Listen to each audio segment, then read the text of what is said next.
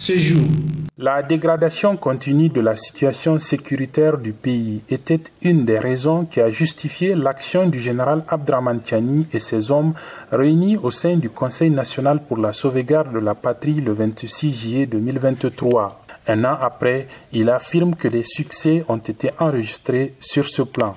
Au plan de la défense et de la sécurité du territoire, la montée en puissance de nos forces sur les théâtres des opérations ne fait plus aucun doute.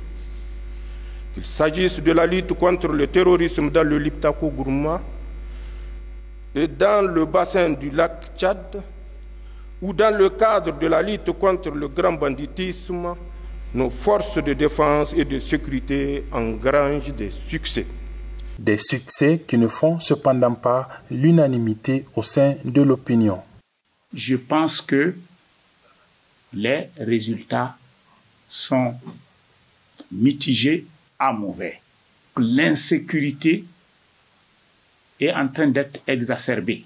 Pour d'autres citoyens, un des mérites du coup d'État du 26 juillet 2023, un an après, c'est la rupture d'avec les pratiques qui avaient été décriées sous l'ancien régime. La première chose qu'on peut qualifier de positive, c'est le fait même de renverser le pouvoir de la 7e République qui a bâillonné les libertés des Nigériens. La parole est donnée au peuple, les gens s'expriment, même si les activités des partis politiques sont suspendues, il n'en demeure pas moins que les gens quand même s'expriment librement. S'il n'y avait pas eu l'intervention du CNSP le 26 juillet, peut-être DSLC où sera le Niger aujourd'hui. Pour l'analyste Abdoulaye Bagnou, en l'absence d'éléments de référence, dresser un bilan de la gestion des autorités militaires serait un difficile exercice. Pour parler d'un bilan, c'est qu'il faut qu'on sache préalablement où est-ce qu'on devait y aller.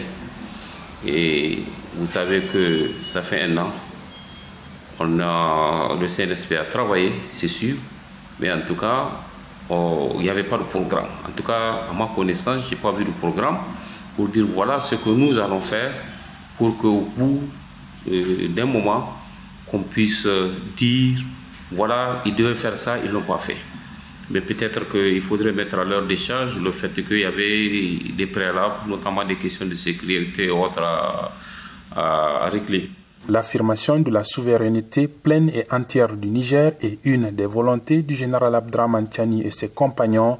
Dans ce sens, ils ont pris leur distance vis-à-vis des puissances occidentales telles que la France et les États-Unis et se sont retirés de la CEDEAO, comme leurs voisins maliens et burkinabés avec qui ils forment la Confédération des États du Sahel.